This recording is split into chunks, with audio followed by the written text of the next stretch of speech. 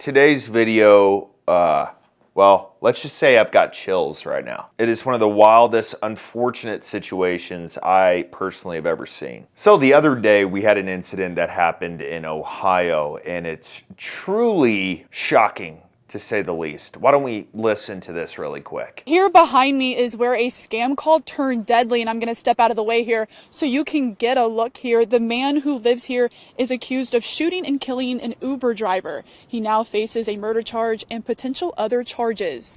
Dashcam video from Hall's car shows her arrive to Brock's home to pick up that package.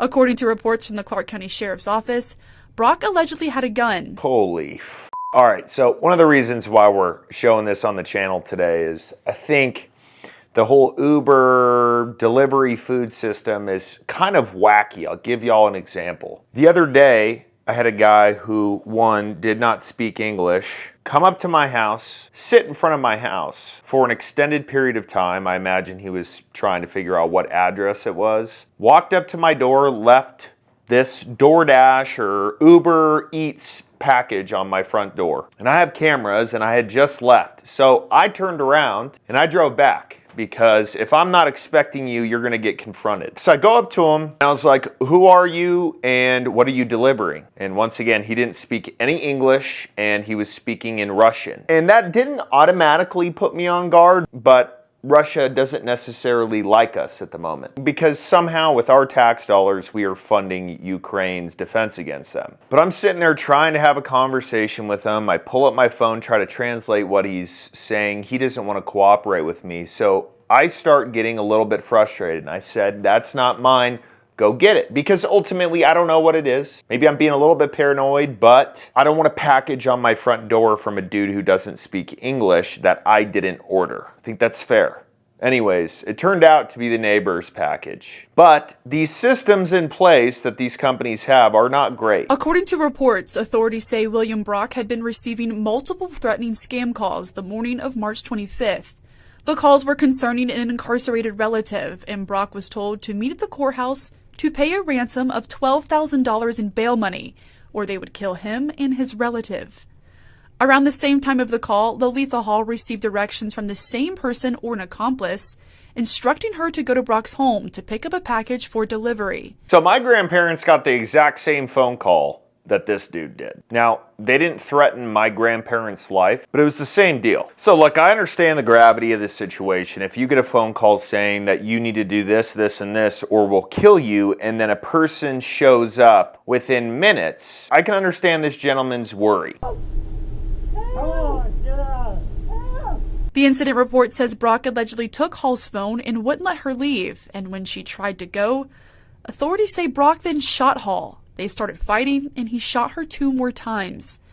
Authorities received a call from Brock saying he had shot someone on his property because they were trying to rob him. Now, as far as the being prepared and what's morally correct to do, because that's all I care about. I don't care about the legality of any of this. For me, if you're morally correct, you can do no wrong. There's a couple of different things that point out to me in this video. One, if the person is trying to leave, right? Even if it's a robber, you scare them off with a gun. If they're trying to leave and you shoot them while they're trying to leave, that's going to be really tough to defend, because at that point they're saying, okay, I want no part of this, goodbye. Now, if they're in your house, it's a different story. But this woman actively is trying to leave, and this gentleman seems like he just had enough. This is where at the beginning of the video I was telling you about me getting chills, because this can happen to literally anybody. After this man shot this woman, I don't know if her camera was hacked in her vehicle, I don't know if they hacked her cell phone and was able to get video or audio or something. But they knew that she was shot. The people who set this whole deal up, the scammers, they somehow knew. And when police showed up on the scene, the man who shot this woman's phone was ringing off the hook. One of the police that showed up on the scene answered the phone, and the person on the other side of the phone said that they were the police. Listen to this. Reports say while officials were on scene, Brock's landline phone kept ringing, and when one officer picked it up,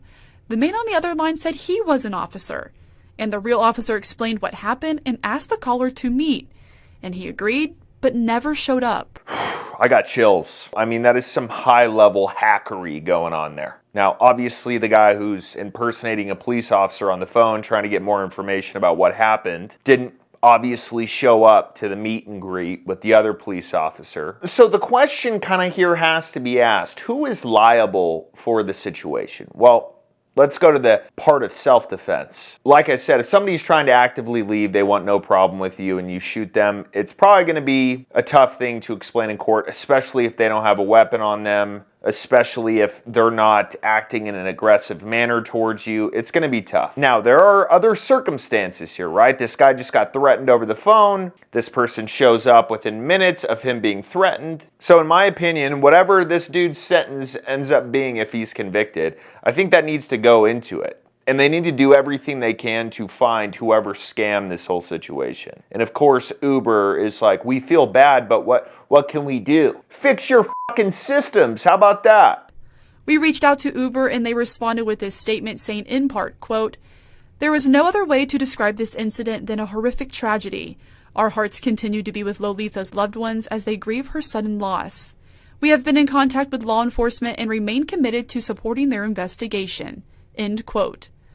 Uber also went on to say the account of the individual who ordered the Uber trip has been banned. So I'm not sure about the analytics of Uber or any of these other apps, but I know personally for me using it, they have all my information. They have my name, they have my credit card numbers, they have my email, right? Because you have to verify the account in the beginning. So I'm not really sure how they can say, well, we canceled the account, but we don't know who it is. I mean, there's got to be some digging they can do, even if it's a fake email. I mean, they would have had to make a fake email, a fake phone number that's not trackable, like a Google Voice or something like that, a fake credit card or like a prepaid credit card, and they would have to use a VPN. I mean, that's a lot of work just to scam an old man, but hey, ruthless people are out there. So, if one of us is ever in this situation, what do? Well, one, I would say, take a deep breath. If your life is not being threatened, it's probably a good idea to just let the person go and let law enforcement handle whatever Uber is doing. But this situation changes if she pulled out a gun, was aggressive, something like that. But this is just the craziest thing. And I really hope they find whoever this scammer is.